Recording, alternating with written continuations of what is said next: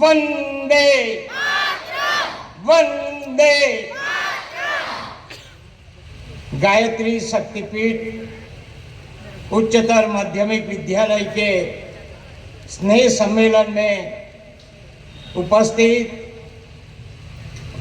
अध्यक्ष गायत्री शक्तिपीठ डॉक्टर शिव नारायण सक्सेना जी, प्राचार्य गायत्री शक्तिपीठ श्रीमती रविकांता वर्मा जी,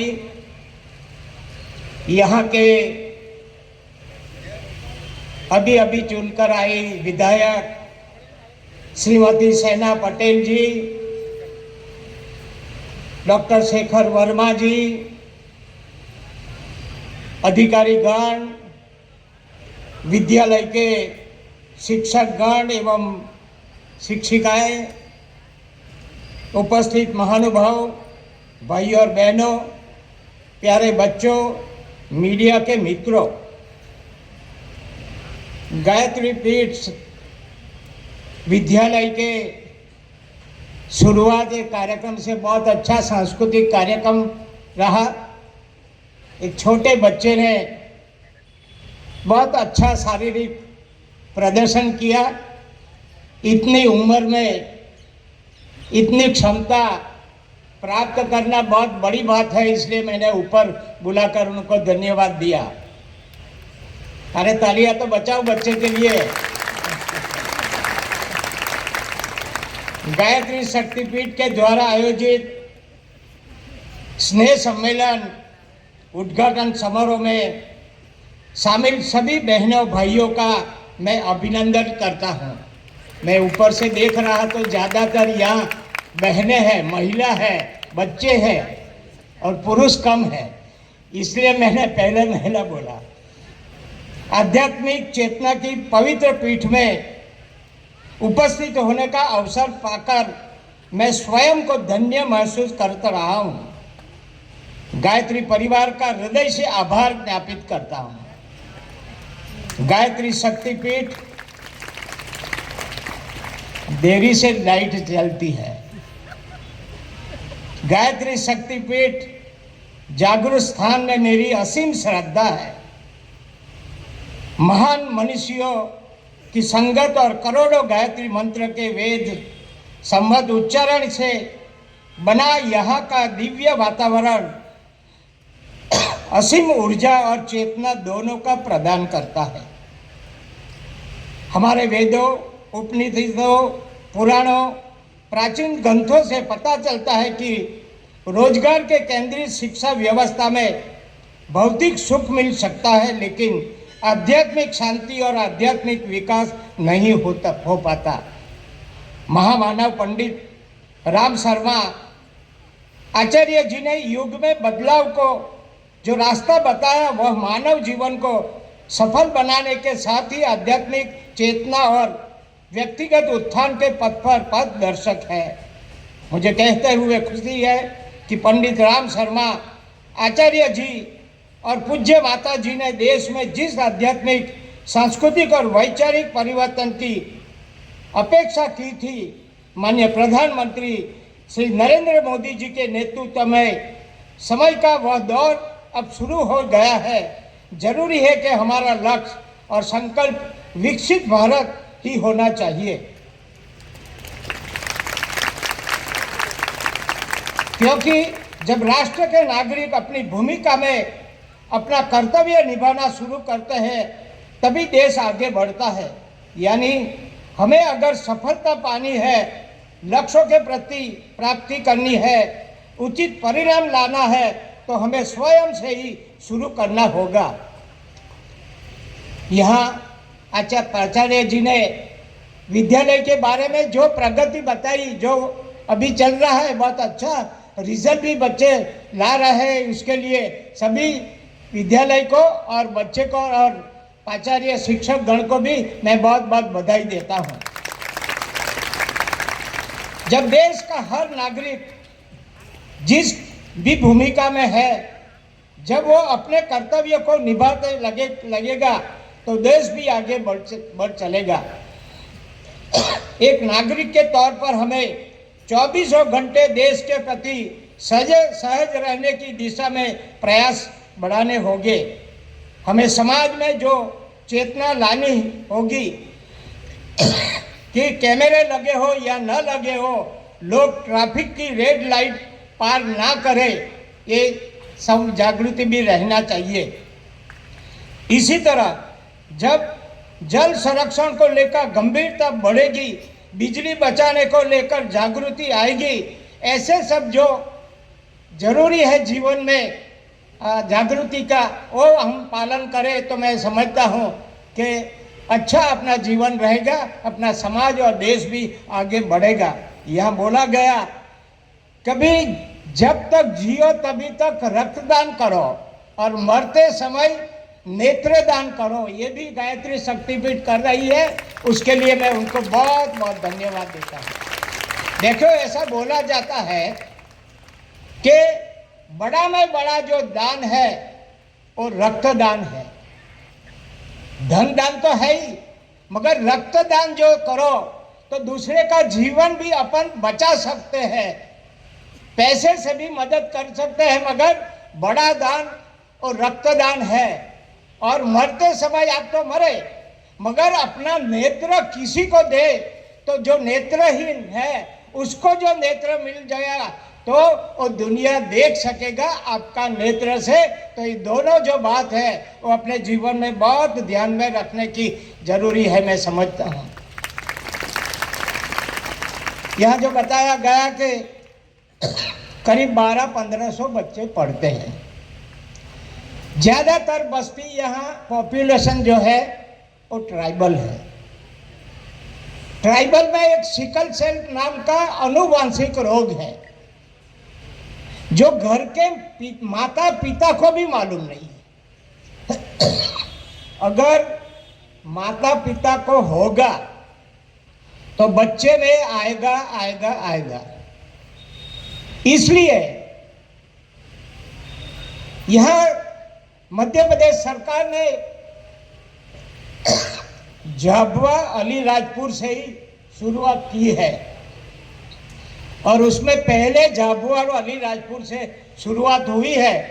मैं समझता हूं कि यहाँ बहुत सी जांच हो गई है, मगर अभी भी जो बाकी हो वो तुरंत शुरू करे।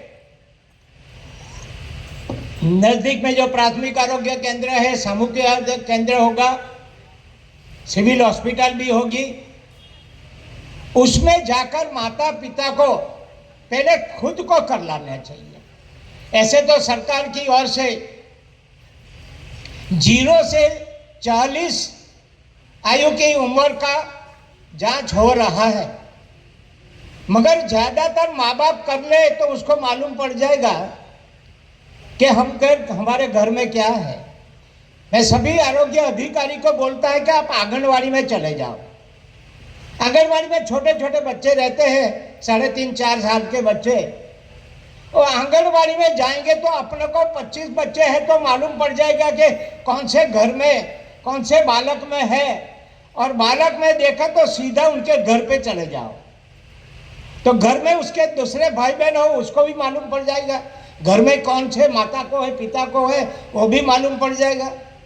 कोई भी स्कूल है तो स्कूल में भी जाएंगे, 1 से होगी 8 तक, 8 से होगी 12 तक, तो उसमें भी जाएंगे तो आपको मालूम पड़ जाएगा कि कौन से परिवार में ये सिकल सेल है। ऐसी तरह जो आप करेंगे तो पूरा अलीराजपुर डिस्ट्रिक्ट आ जाएगा। ऐसे तो बहुत सी जांच हो गई है, मगर जहां बाकी है वहां जानने की जरूरत है। और मैं गायत्री शक्तिपीठ को भी ये बोलता हूं कि एक बार यहाँ डॉक्टरों को बुलाए। यहाँ बहन जी विधायक भी है, दूसरे सब होंगे, उसका भी सहारा लेकर ये डॉक्टर का आयोजन करके कैंप लगाकर एक बार आपने कर भी लिया होगा, और बाकी है जिसको तो वो भी करा लेना चाहिए। देखो, दूसरी बात जो बात ध्यान में रखने की है, मैं ज़्यादा लंबा नहीं बोलना चाहता, मगर ये आनुवांशिक रोग है, मैंने पहले भी बताया। माँ बाप को होगा तो बच्चे में आएगा आएगा आएगा। अगर एक दो प्रकार है इसमें, सिकल सेल डिसीज और सिकल सेल वाहक यानी ट्रेट। अभी ट्रेट वाला जो बच्चा है बच्ची है उसमें ज्यादा कोई नुकसान नहीं है, मगर उसको भी दवा तो लेनी है। मगर डिसीज वाला है वो गंभीर बात है। उसमें दो बात ध्यान रखने की, घर में जब भी बच्चे बच्ची की शादी का समय होता है तो पढ़े लिखे लोग जन्मोत्तरी बताते हैं कि भैया बेटी से हमारा कैसा, पुत्र का कैसा रहेगा।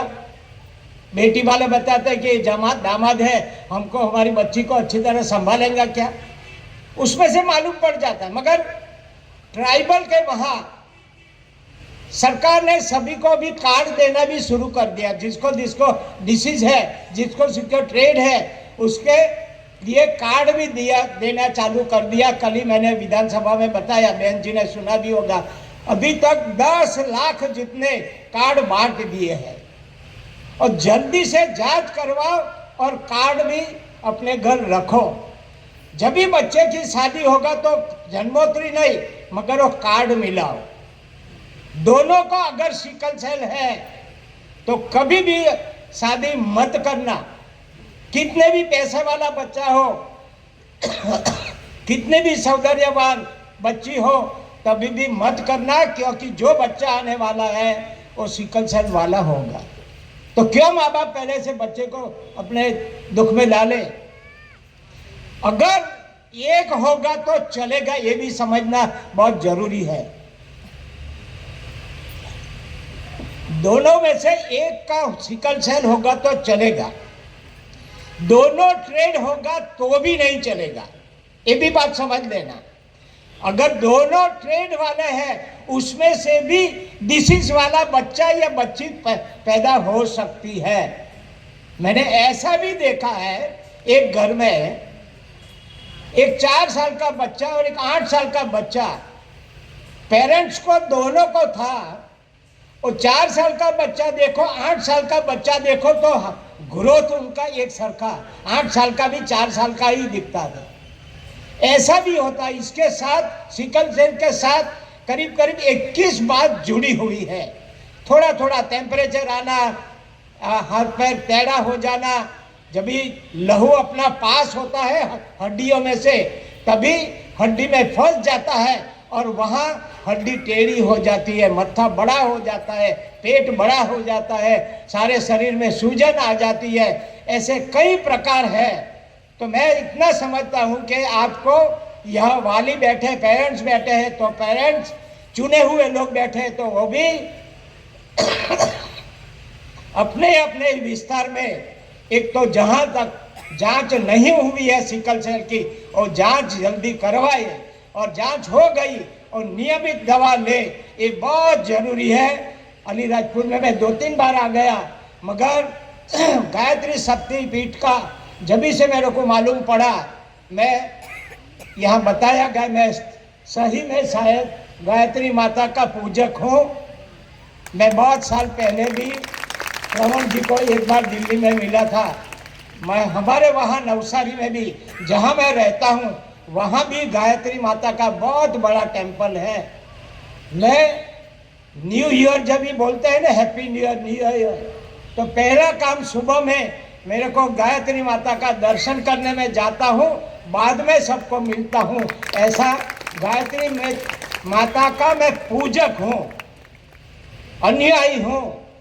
और ऐसी बात जब भी मेरे को मालूम पड़ी कि अलीराजपुर में बहुत बड़ी है शक्तिपीठ और बच्चे को पढ़ा रही है और आदिवासी को बच्चे के पढ़ा रही है, इसलिए मेरे को यहाँ के जल्दी आने का मन था और आज मैंने ये काम पूरा किया।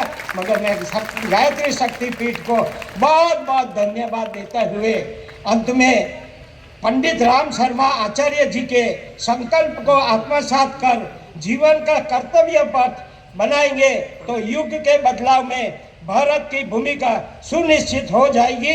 इसके साथ अपनी बात मैं पूरी करता हूँ। सभी को गायत्री माता की जय, बहुत बहुत शुभकामना, आभार। भारत माता की जय।